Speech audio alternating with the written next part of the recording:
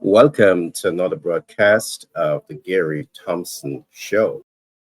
Essential Care Pharmacy, providing more than your healthcare needs. Get the best in muscle building products, health supplement products, beauty care products, medical supplies, colognes and cosmetics, blood pressure testing kits. Access our medical doctors, and so much more. Essential Care Pharmacy, your leading healthcare provider. Today we have an exceptional talent in studio, and I say that this personality has an exceptional talent based on the facts that I'm about to present to you. One, today I'm talking with Annie, and Annie is from Israel, and she has a bachelor's degree, she has a master's degree, she majored in educational leadership, she also studied in business and sociology, and that is not enough. Annie's also has over 10 years experience working as an entrepreneur and with her own business, and she plays a tremendous role as a coach, as a speaker, as an anthology reader, and so much more. Annie is also an author, and she is the author of the book titled "You're Not Here to Be Good, You're Here to Be Better." And today we will be discussing all of this with Annie. But along with this, Annie has so much of talent. I want to welcome Annie. I want you to join me in welcoming Annie. Annie, how are you? I'm great. And just a small correction, I'm not from Israel. I live here in the United States, but I visit often. Let's just put it that You way. visit often.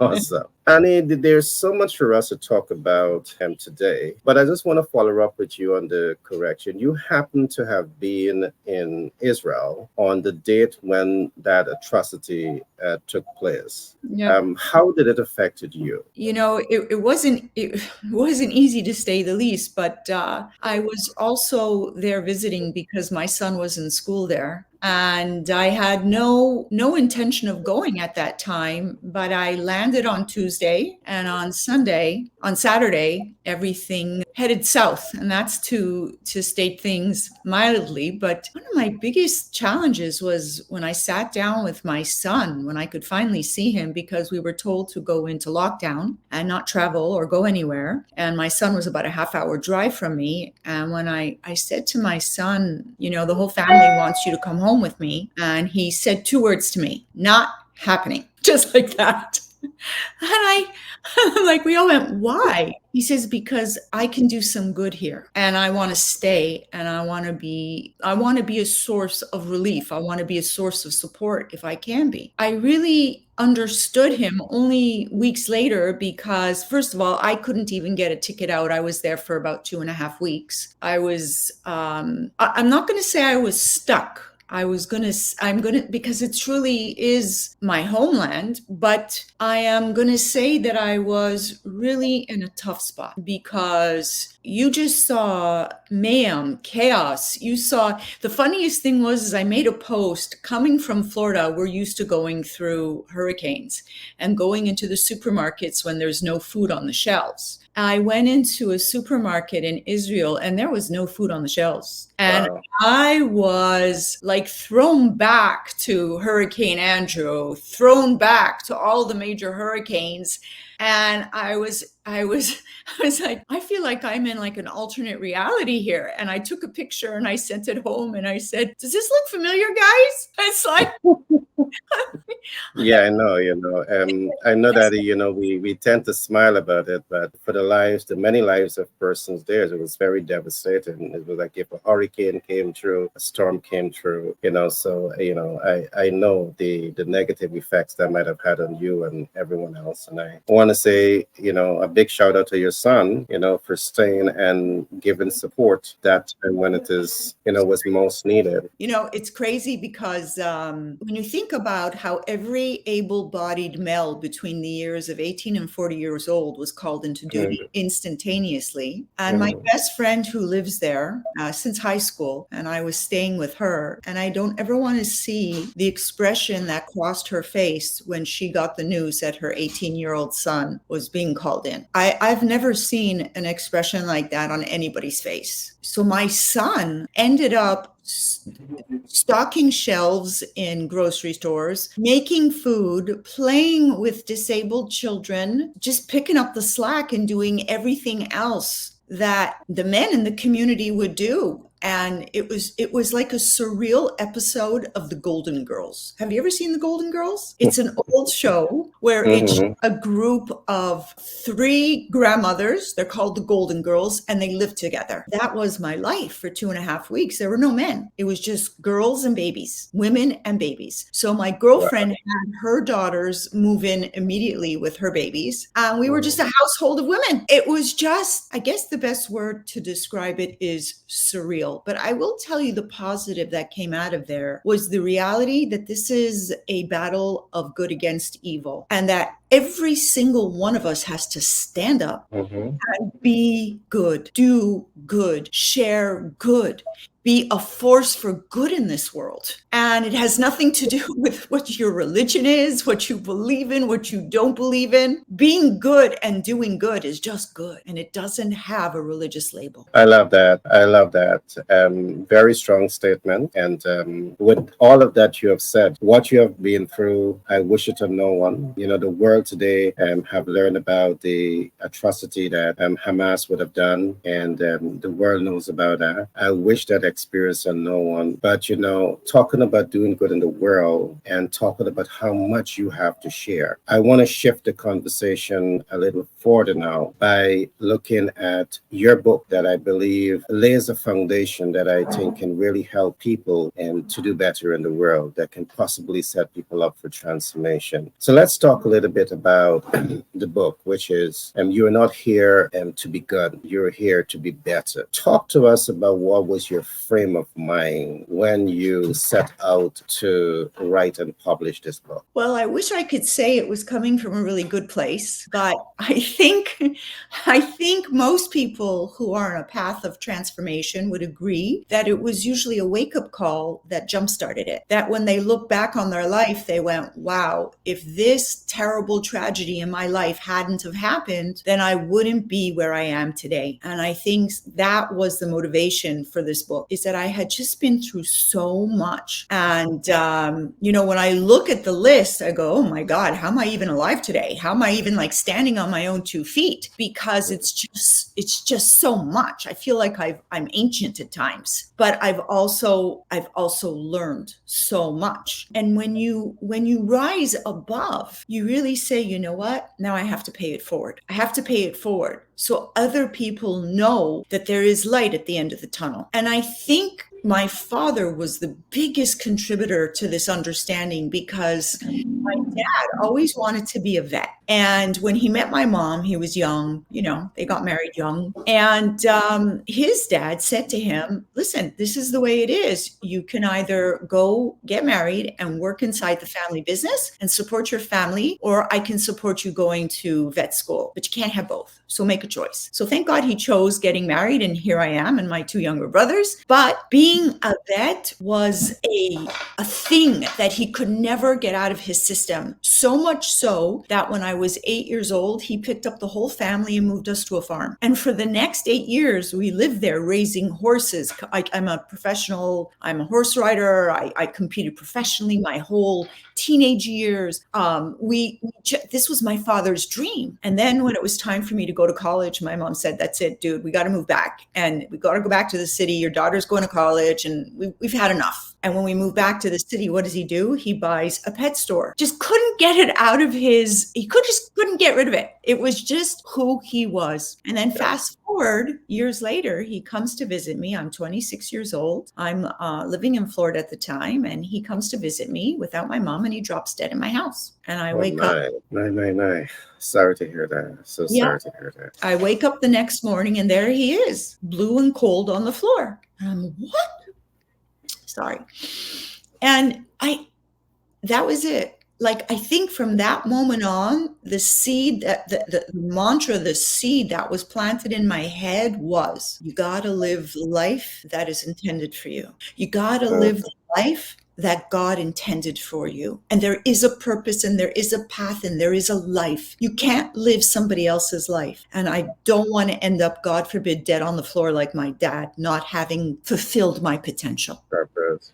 But Annie, I love you what you said. You gotta live life in alignment with God's, design intention for your life. You gotta live life purpose driven. But what I've seen is that millions of people across the world, they struggle They with do. identifying a pathway that can be purpose filled. And I do believe that part of what you're setting out to do is to really help people to anchor down and to really connect with that purpose driven life. And how tough is that? I mean, how tough, how easy was that for you to say this is what purpose was like for you? I'm going to share something with you based on what you said. I can recall a large part of my life I was searching for self, and I thought that when you become academically enriched, it would have been, the pathway to find yourself and to live from purpose. But there I was, had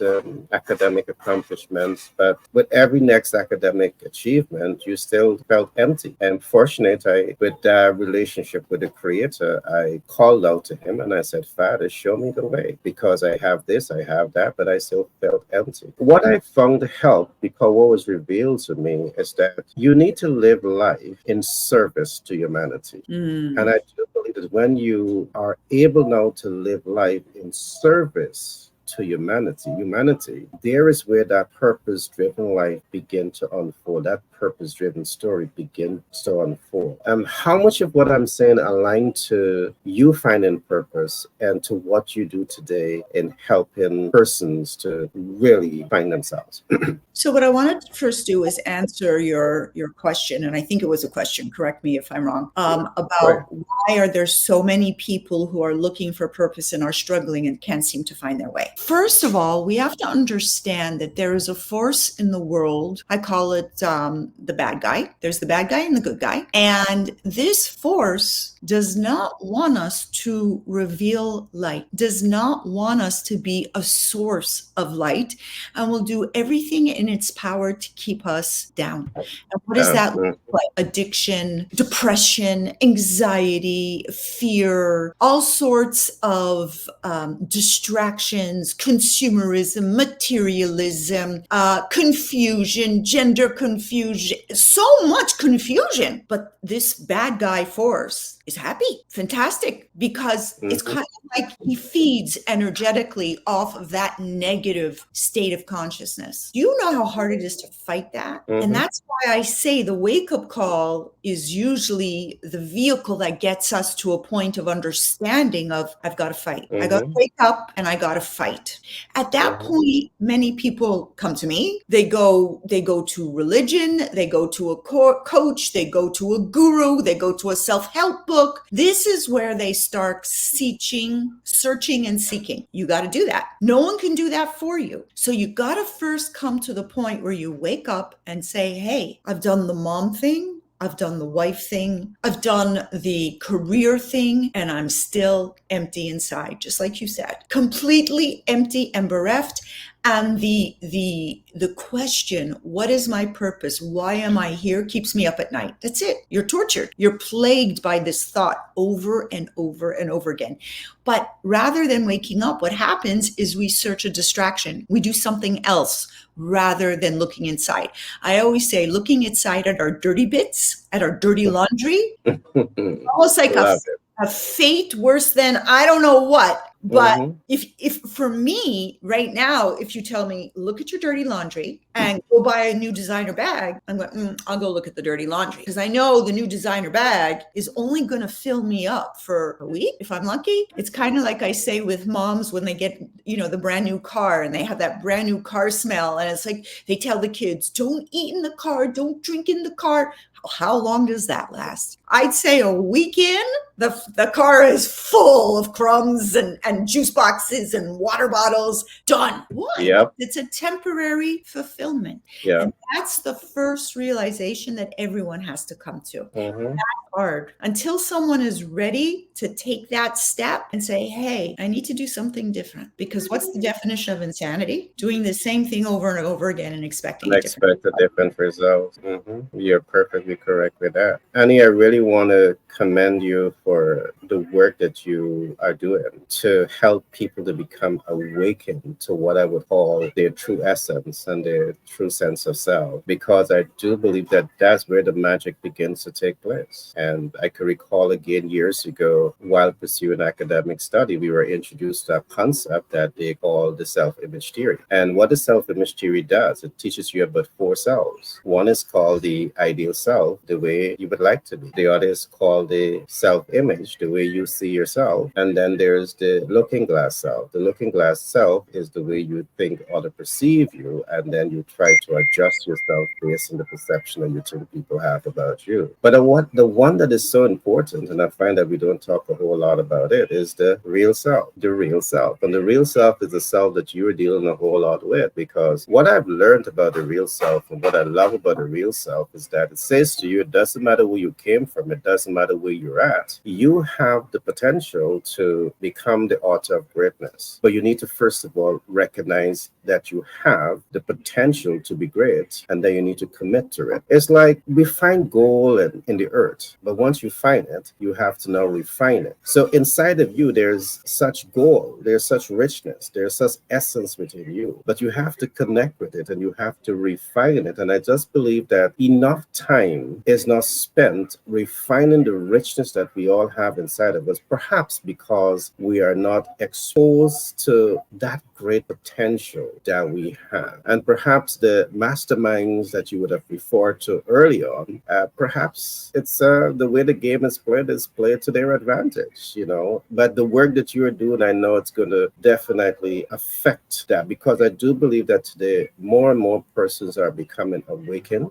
More and more persons are beginning to recognize that there's more to life than just live it, and we can now live with purpose. I know you want to say something. Go right ahead. You know what? I just want to piggyback on what I said before, is the fact that we also have to, so once we wake up, then we have to accept that this journey is not going to be a joyride. You got it. We have to accept that, and I'm not so sure I want to use failure. I'm going to say challenges. They're part of the system. It's the way the universal system is rigged. You fall and you pick yourself back up, and you fall and you pick yourself back up, and you're going to fall and pick yourself back up your whole life. As long as that there is breath within, you will fall and pick yourself up. It's the people who fall and stay down are the people who are not going to find their way. If you keep picking yourself up and keep going out there, life is not a race, it's a journey. So sometimes you're going to fall and pick yourself up and fall and pick yourself up, and it's going to be like quick succession, one little hit after another. Sometimes you're going to fall and you're going to be down for a while, but then you're going to get back up again. And you have to rejuvenate, you have to build back your energy. But the laws of reincarnation, now I've been teaching this course recently, so I'm really into it, so please forgive me and give me a little leeway. But the laws of reincarnation teach that you are here because you have what in Hebrew is called a tikkun, a correction. And if you don't do this fixing, you will come back time and time again until you get it right. Death does not avert it. Pretending, being high all day, being depressed all day, whatever it is, you're still going to have to come back and fix whatever it is that is part of your potential, rather than fight that universal truth. Come on, guys, let's just do it. Let's just get the job done. That's something that motivates me so much. Pitch Deck 101 LLC out of New York. Do more than just support our clients to pitch their businesses to investors access working capital at 0% APR. We also support our clients to grow and scale their businesses faster and cash flow optimize. Pitch Deck 101 LLC recent partnership with 10X Branding Marketing LLC and Global Capital Inc. out of the USA has enabled us to form unique partnership with multiple financial institutions, which means we can do even more to accelerate the success of our clients. Let Pitch Deck 101 LLC give you the support you need to pitch to investors, access capital, access new markets, and grow and scale your business. Contact us now on 332-235-1099 for a free consultation. It requires a certain type of mindset to say, let's get the job done. And I'm going to come back to something that you said earlier, but let me complete this kind of thoughts. I do believe that the way people are socialized, they are not socialized to be what I call the proactive leaders. Nope. They're socialized to be reactive. And when you're in that state of reacting, this fight mindset you don't have it. You have a more flight mindset. Victims. But let me, It's yes. a victim consciousness. They're out. Victim The world is out to get me. Exactly. You said something else early on, which is very important. And also, you talk about falling and rising to the occasion again, falling and rising to the occasion again.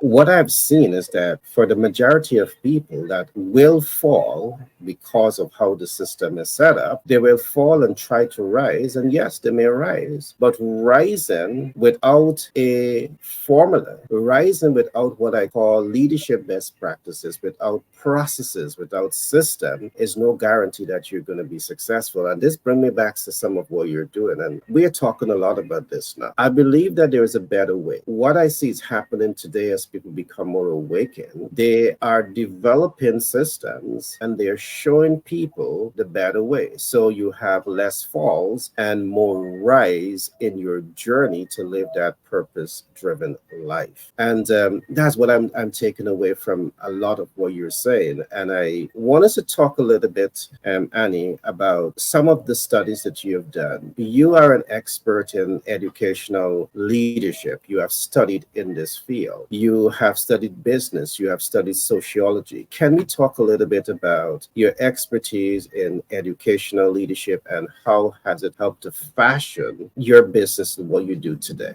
Beautiful. One of the things that I will never forget is learning that in order to learn, an adult has to own their learning. They have to own it. I'm like, what? So rather than going from, I didn't put it on my bio, but I also have a teacher's certificate. I taught high school math for a while, and there you spoon feed kids. But when you're dealing with adults, you don't spoon feed them. You make them part of the learning process. They have to own it. They have to be part of it in order to internalize it and then grow and transform from it. It becomes a transformative experience rather than being told or taught to. So systems are so important. So one of the things I quickly realized is that when I was coaching is that I was coming up with an organic system that I would teach the same system to each person I worked with. And then finally it hit me and I said, you know what? I should write the system down because this is like gold. So pulling from my educational experience, my background, pulling from Kabbalah,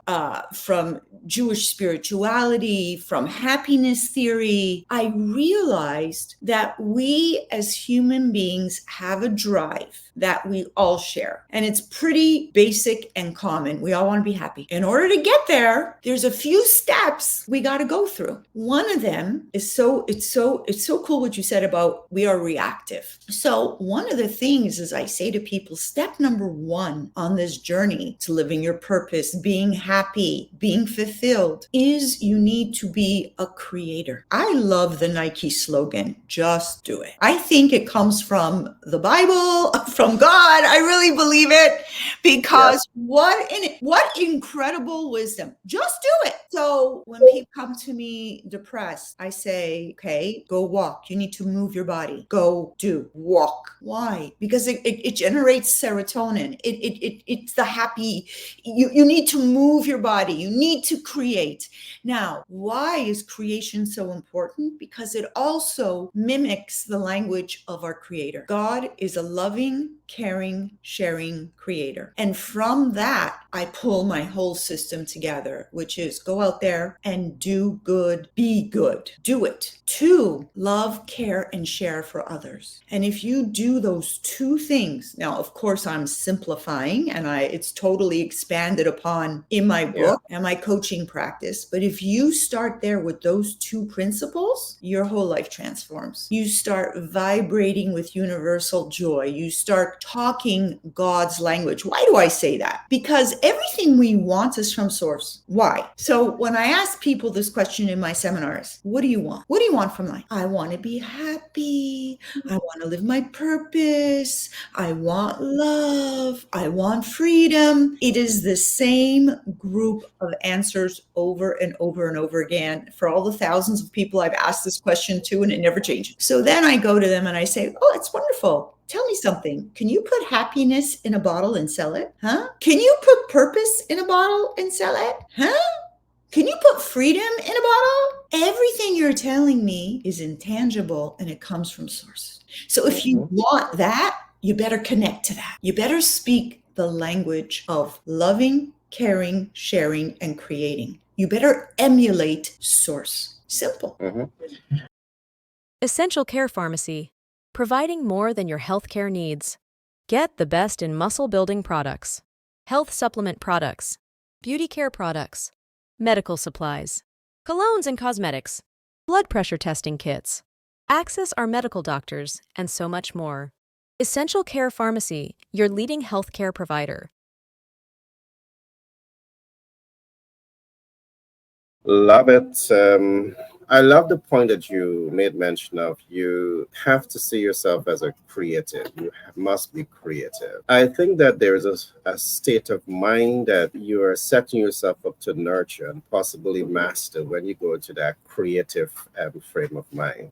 It's amusing that we may be using different pathways to accomplish a similar end result. So let me just share with you what we talk about. What I mean when I say, similar pathways to end up, similar yet different pathways to end up at one result. We talked a lot about people and people positioning themselves for greatness. And one of the things that we talk about is the pathway to become a big ticket thinker. And being creative, it's a part of that big ticket thinking, because what we see is that very often you want to achieve greatness, but you're still flowing from your lack, you're still flowing from your limitation, you're still flowing from your doubts, you're still flowing from your fear. And when you're hijacked by all of these negatives, it undermines the risk potential that you have to be great. And to be creative, while it's a beautiful thing for us to talk about, what I find to be the source of innovation, the source of creativity, is a simple concept that I call self-belief and self-confidence. Because if you don't have much of that belief in self and self-confidence, if you're not working on that inner beauty, the things that you want to accomplish is going to be significantly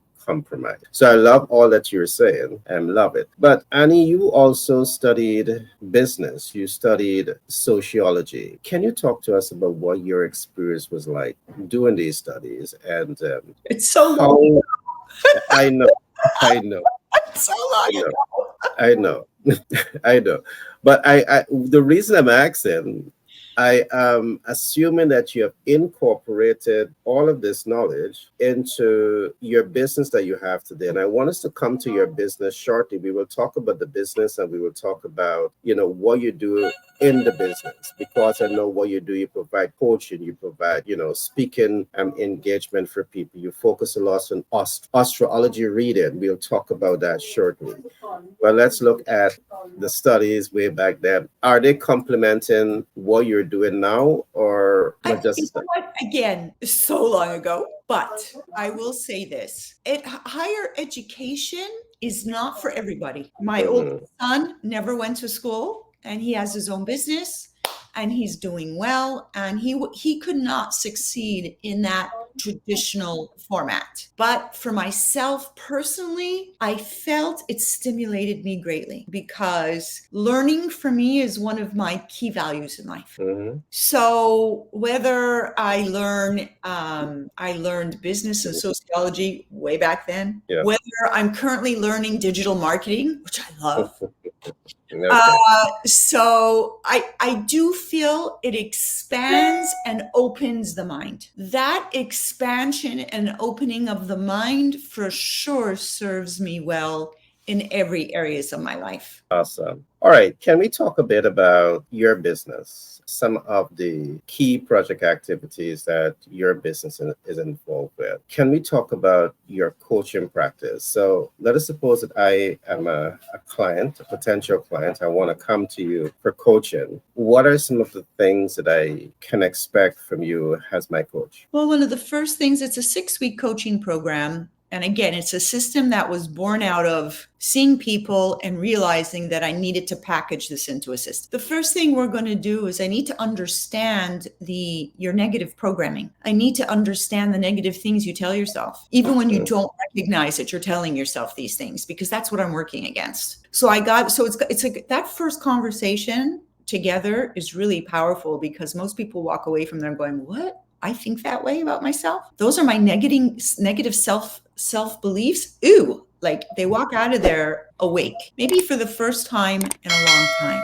Mhm. Then I teach them the second, third, fourth, fifth, depending on what I'm working with. Then I teach them strategies, the system. This is how the universe works. There's a good guy, there's a bad guy. There's a force for good that wants you to succeed and grow, but you're up against this bad guy. And here are the strategies for how to plow through it, how to rise after you fall. So that's number one. We got to get that strategy in place. Then we reprogram some negative self-talk. Then we talk about what their tikkun is. What are you here to fix? Because that, when you have a purpose and a focus in life, it's a game changer. What are you here to fix? Why are you here? So we answer that question to the best of my ability. I usually get it right, but to the best of my ability. So just working on those things over the 6 weeks, people walk away like transformed. And I start getting the calls. I lost weight. I got a job. I got a promotion. Just last night, one of my clients, we had done an astrology reading a couple of months back, and she told me she got a position as the coach, the leader of this division, blah, blah, blah. And it was like, I said, do you remember what we talked about months ago? This is exactly what we talked about. It's manifesting. Like it was so gratifying. I was so happy for her. There are no words. It's like seeing your little babies grow up. It's Yeah. phenomenal. This system, this way, part of living a joy-filled life is having a direction and having a purpose. And people say to me, but I want to be a big guru. How do you know what you want to be? How do you know? Only God knows what you're here to do. Why don't we start with global consciousness, with global purpose? Your first purpose is to be a good human being. Let's start with that. Let's start with doing good and being good. Let's start with that. And let's get that down. And then whatever is meant to be yours will come to you. But you got to start with the basic, with the foundation first. And then from there, I didn't know I was going to be a coach. I had no idea. I just practiced. I started learning all of these spiritual disciplines and started soaking it all in. And the universal message was do good and be good. Be better. You weren't here to be good. You're here to be better. You are on a journey. You are on a path. The minute you stagnate, that's the energy of death. That's it. Love it. I was listening a little while back to Tony Robbins, a great speaker. And one thing he mentioned is that if we stop growing as a people, there is where the problem begins. Because at that time, you feel as though the noose is around your neck and you can't breathe. You can't move. It's totally aligned with what you were saying. And I really love what you're saying. I love it. So this is some of what the general public can expect, is working with you and you really helping them to get unstuck from limiting belief that I know holds so many people back. And one of the things that I say is that, if you have a negative sense of self, you can grow beyond that negative sense of self. You don't even know you have a negative sense of self. Most of the time, it's not clear. I'm the mirror. Yeah. And that benefit, that one session where I mirror, oof. Yeah. Elevate your business with 10X Branding and Marketing LLC. Our expert team specializes in enhancing your brand's visibility and connecting you with your ideal clients. We employ strategies that increase reach, leaving a lasting impact and driving client conversion. Trust and credibility are vital in businesses and excel in building them even with a limited budget. Our cost-effective approaches ensure you get the best results without overspending. Ready to boost your business cash flow? Contact us at 332-235-T99 and let 10X Branding and Marketing LLC guide you to success. Our focus is on elevating your visibility, which directly translates to growth. Experience the power of effective branding and marketing with us and witness your business thrive. Fantastic. Love it. Love it. You know, I definitely want to encourage persons who are listening to definitely reach out. You know, I can feel your passion. I can feel your commitment doing what you're doing. I know that you really want to touch and transform life, really help people to become awakened, first of all, and to live a more purpose-driven life. Annie, I see that part of what you also do, you provide speaking coaching program. Correct me if I'm wrong. Can you talk to us a little bit about what you do as the speaking consultant, the speaking coach? So when I get called in by organizations to speak, I usually get called in. Some of my, my keynotes are: what is my purpose? Why am I here? How to be happy? How to rise after you fall? What is the universal system of life? What is the language of abundance? And it's just to raise awareness and to let people know, hey, I'm just like you. I've gone through it just like you, and there's nothing wrong with you. You just don't know what you don't know. Exactly. All right. That's well said. And it's would be such an amazing thing when people start to acknowledge that I don't know the process, I don't know the system, and really connect with the right people like yourself that really have a proven theory, a proven systems that can really. I gotta stop you for a second. One of my biggest pet peeves is reinventing the wheel. I have to tell you. I can't. It's like nails on chalkboard. I hate that. Oh, I shouldn't say that word. I really hate that. Why? Gotcha. It's a waste of energy when we can build on structures and systems that already exist and are proven. It's the same thing with a patent. Most people, my husband went for a patent recently, and his patent just built another level on an existing system. That's what most patents are. It's just taking it to the next level, taking it to the next level, taking it to the next level. And that's what I did with my book. I said, I'm going to take the system, the universal system of Kabbalah. I'm going to build on it. I'm going to take happiness theory. I'm going to build on it. And that's it. All I did was put it into a pretty sparkly package. Easy to use. You said something that is beautiful there again. You don't like recreating, reinventing the wheel. And you find that very often everyone wants to be so exceptional. And they believe that the pathway to be exceptional is to continuously reinvent the wheel. So that's just something very profound. And with that same concept and frame of mind is one of the reasons why we have built out an entire thesis. And what we are talking about now is the science of success. We are looking at the proven theory of success, and we are looking at the best practices, because what we're saying to you is that science really helps you to understand what has been working and why it has been working. And if it is that you want to start and scale a business, if it is that you want to position yourself to make your financial independent, what is the science saying about all of this? The more you know about what the science is saying about it, means that you don't have to create the wheel. You just have to follow the pathway, follow the formula, all right? And that sets you up for success. So again, it's brilliant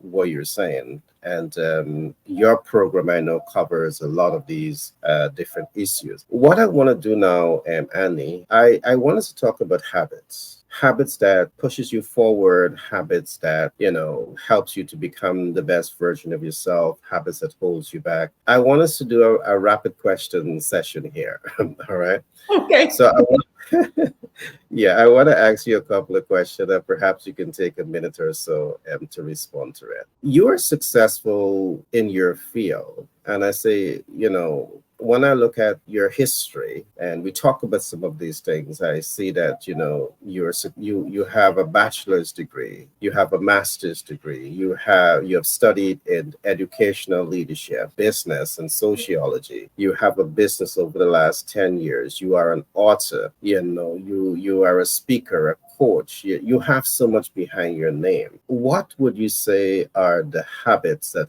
influences success? I never give up. I am like a dog with a bone. I am learning a digital marketing now, and this old lady is not giving up. And she is not, she is not. And half the time I don't understand anything, but I'm not giving up. I'm You're going to not make it giving. happen.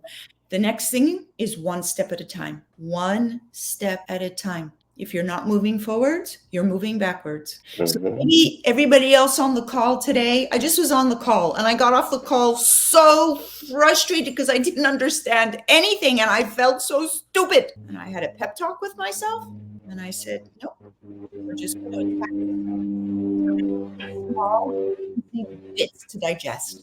And you'll get this. Like you've gotten everything else, you'll get this. Love it.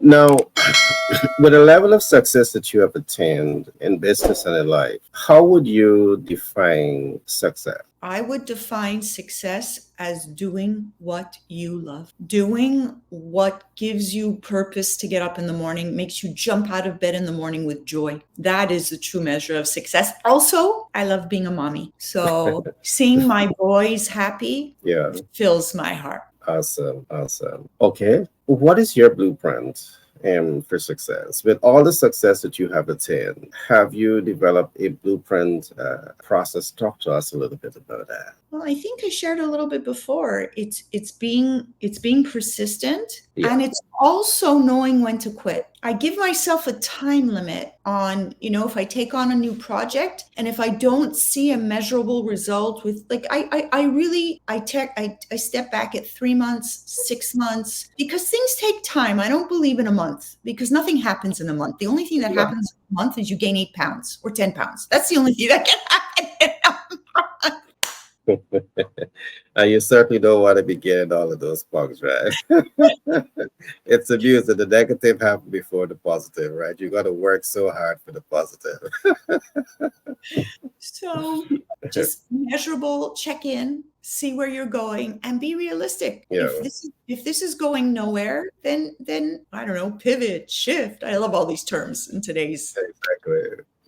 Pivot shift. I the love pivot it. shift. Love it. Love it. I do believe that very often when persons on the outside looking in look at you and, other successful persons, they would say the red carpet was rolled out to you. They would say that you were born with that gold spoon in your mouth. They tend not to understand the real challenges that you would have had to have, navigate to be where you are today. So the next question I want to ask you is, challenges that you had to overcome to be where you are. What's the question? Be specific. Challenges that you had to overcome to be where you are today. Did you have challenges? What are some of those challenges that you had to overcome? There were so many that there was getting divorced. It was a brutal divorce and brutal custody battle, which I think my son still suffers from. And as a result of that divorce and custody battle, I had an emotional crisis. My son left me when he was 13 years old to go live with his dad. He basically divorced me and I didn't see him for 4 years. Back to me when he was 17. I ended up in the hospital, died, had a near-death experience. The challenges are just, my father died in my home and I had to ship his body back to my mom. You don't go through things like that. And, you go through things like that and you say, you can say, why God, why? Or you can say, I'm still alive. I'm still breathing. There must be still some fight in me. So let's just pick ourselves up and one step at a time, let's just keep moving forward. I really never knew what I wanted to be when I grew up. I wasn't like my current husband. I remarried and I had a kid at 41. That was major. I was considered a high-risk pregnancy. I'll never forget that when I went in there. I go, what? Well, you're old. I went, oh my God. So I can only speak for myself. I don't know where the fighting spirit comes from, but I'm grateful for it. For that. Okay. And it really, being born with a silver spoon in my mouth. Are you kidding me? I've been working since I'm 16. I haven't stopped working. I'll never forget. My mother took me to a mall with a quarter because there were no cell phones back then. And she said to me, don't come back until you get a job. Don't use this quarter until you get a job. Or was it a dime back there? Back then, I don't remember. Okay.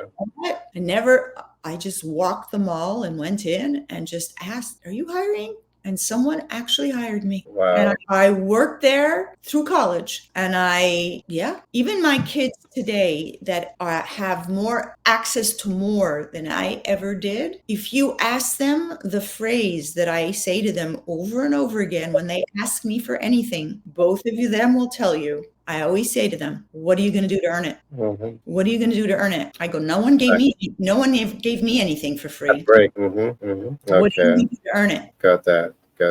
As you look at life, you look back at some of the past. Is there anything about your life that you think holds you back, or does it push you forward? I think definitely I have my own set of limiting self-beliefs that I have to keep working on daily. I am a work in progress. I haven't arrived. We all are.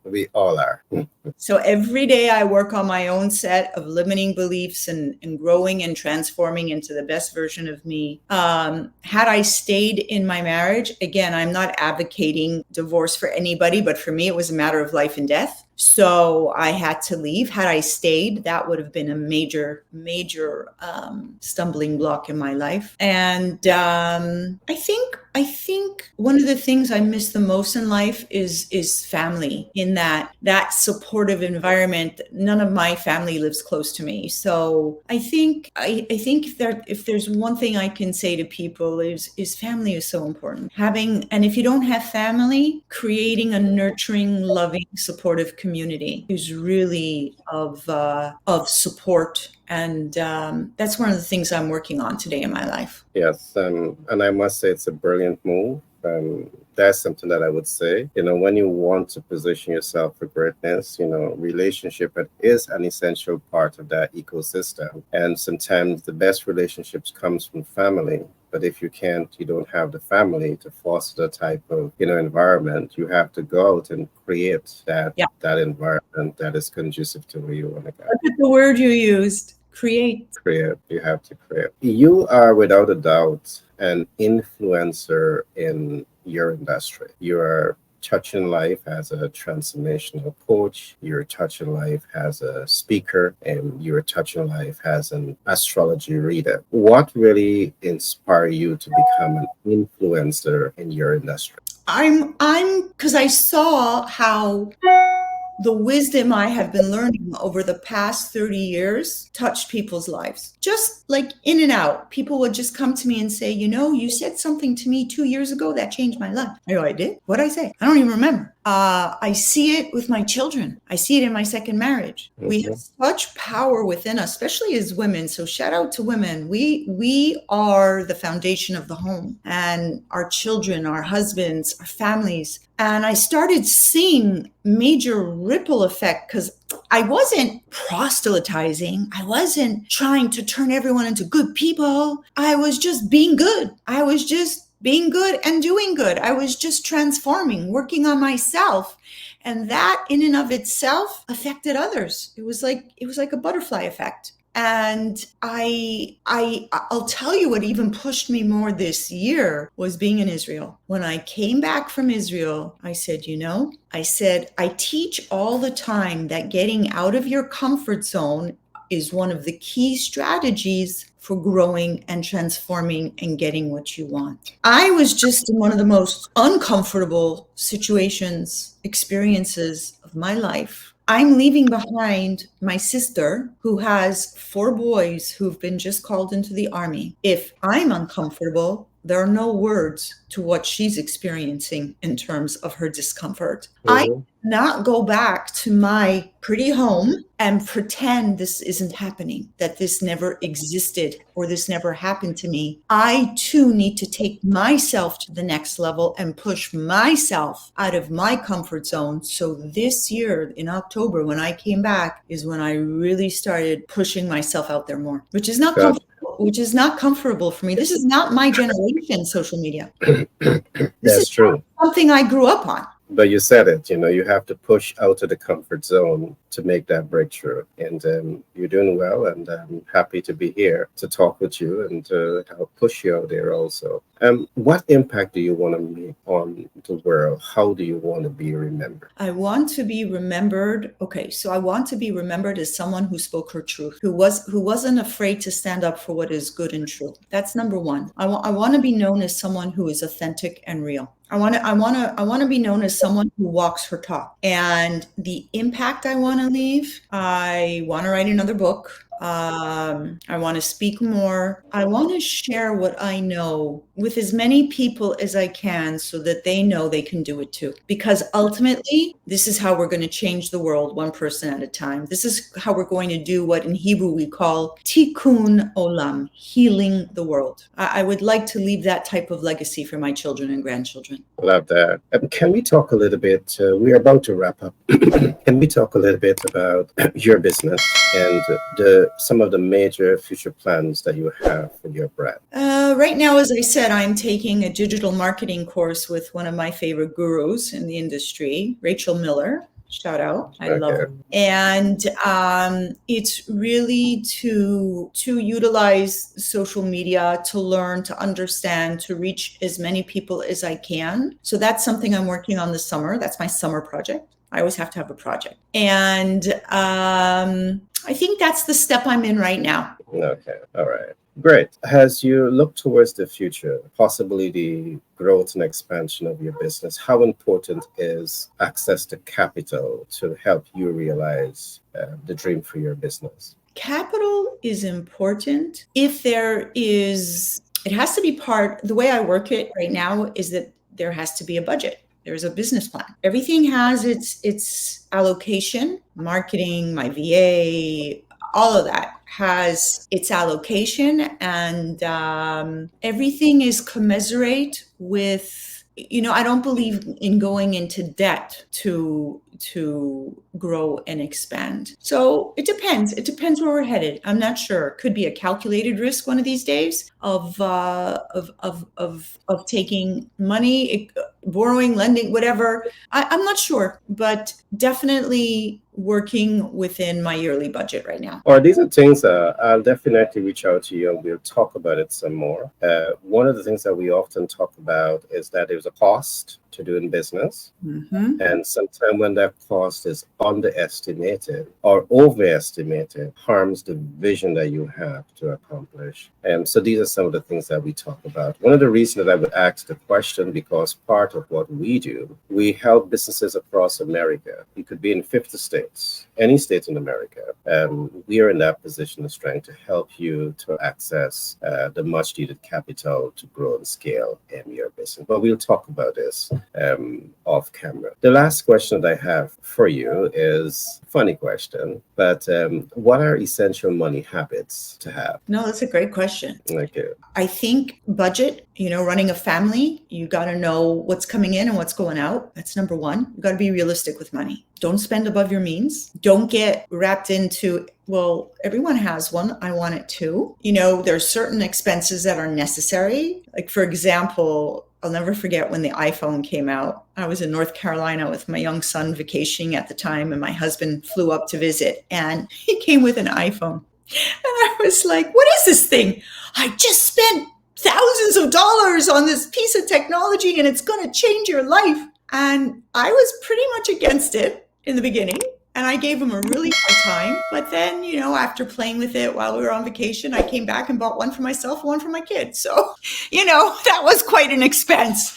But there are certain expenses, like your computers, your technology that you need to run your life and your business. Other things, they're not quite as maybe necessary. So You need to watch that. All right. Well, Annie, we are at the tail end of our interview. I must say, I truly enjoyed talking with you today. I was surprised when I heard that you was in Israel at the time when that, atrocity took place, and but I must say it has been such a joy talking with you, learning from the wealth of knowledge and experience that you have today. And what I'm excited about is the platform that you have, and because I know that the platform is really designed to help people to become awakened and to really help people to step out of their comfort zone and step into that zone of growth and expansion and